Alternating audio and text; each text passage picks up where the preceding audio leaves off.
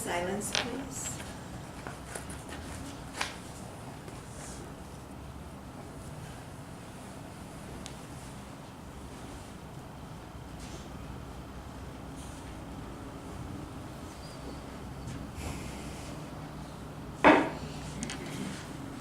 Speaker number 4, Rich Briner. What lies on the other side? What lies on the other side? Rich Briner.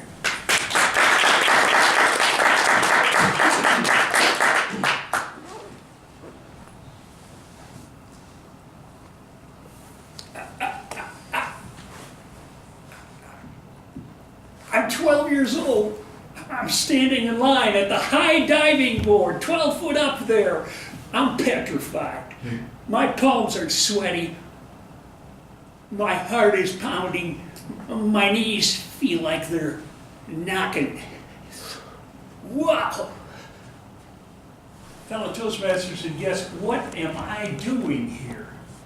My brother Mickey is a head shorter than me and 2 years younger than me. And he can dive off of that diving board. And me, Richie, his older brother, the wimp, can't do it.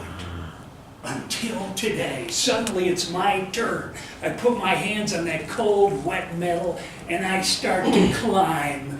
And I climb and it feels like a beanstalk going up to the sky. And I get up there. I'm way up there. Wow! I edge my way out the diving board. I get halfway out when suddenly the railing only goes halfway. I gotta go the rest of the way on my own. That diving board at that moment looks this wide. To me, it looks more like a 2x4. I tightrope out that 2x4, curl my toes over the edge, and I jump. Wow! I'm in the water! I'm okay! Wait till Mickey hears about this! Wow! Exhilaration lies on the other side of fear. What is it for you? Is it fear of public speaking? Maybe not. Fear of asserting yourself? Fear of getting old? Fear of ending a relationship? Or fear of beginning one? This is not a kid's story. We all have fears. In the book, Feel the Fear and Do It Anyway, Susan Jeffers says, what is it for you? We have an epidemic of fear in this country, she says. We fear beginnings, we fear endings, we fear success, we fear failure, we fear death, we fear life. She says, if you aren't on the grow, you probably have fears. Whoa. Fear of speaking without notes, maybe fear of speaking with notes, and you drop them, and they're not numbered,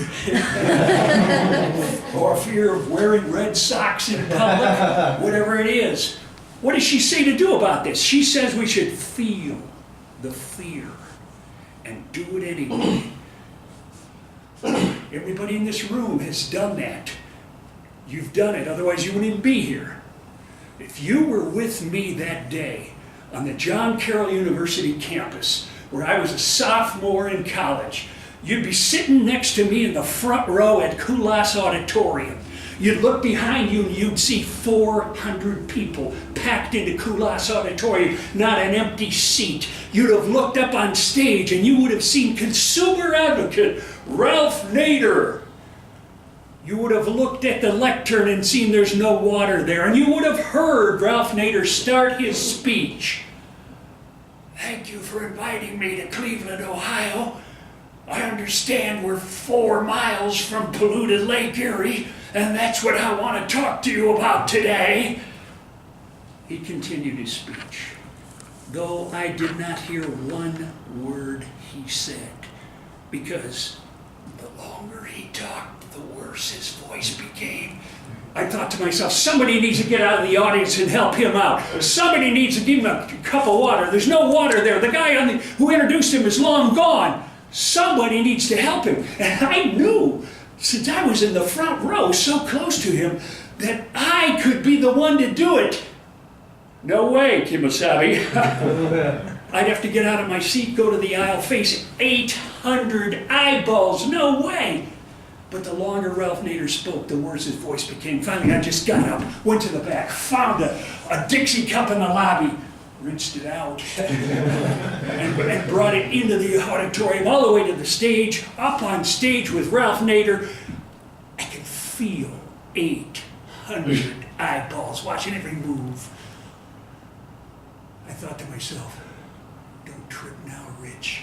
I walked across the stage, set that water right on the lectern. Ralph Nader didn't bat an eyelash, didn't even look my way at all. I went back, I sat down in my seat. And I kept looking at the cup on the lectern. And I said to myself, Ralph, pick up the cup. Drink the water, Ralph. If you drink the water, I'll be a hero. I was thinking, what are my college buddies thinking? He's not even drinking the water. Look, Reiner's up on stage with Ralph Nader. He's a grandstander. He's a hot dog. And Ralph isn't even drinking the water. Well, the speech ended. Mr. Nader said, are there any questions? I thought, I'm not going to raise my hand. I already made a fool of myself being on stage with Ralph Nader. But then I thought, wait a minute, Rich. You've already made a fool of yourself being on stage with Ralph Nader. How tough is it to raise your hand? So I did. I was so close, he called on me first. I stood up. Mr. Nader, I'm the guy who gave you that cup of water, and I was wondering why you didn't drink it.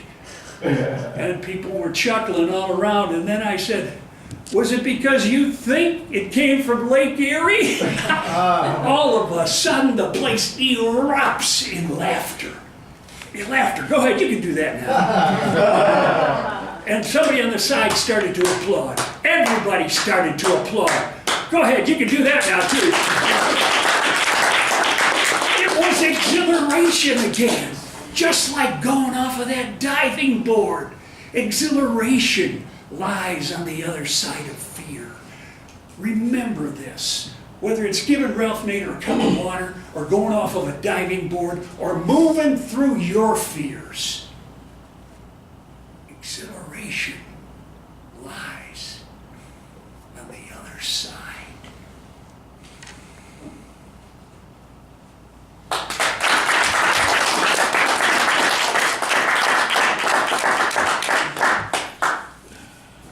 A minute of silence, please.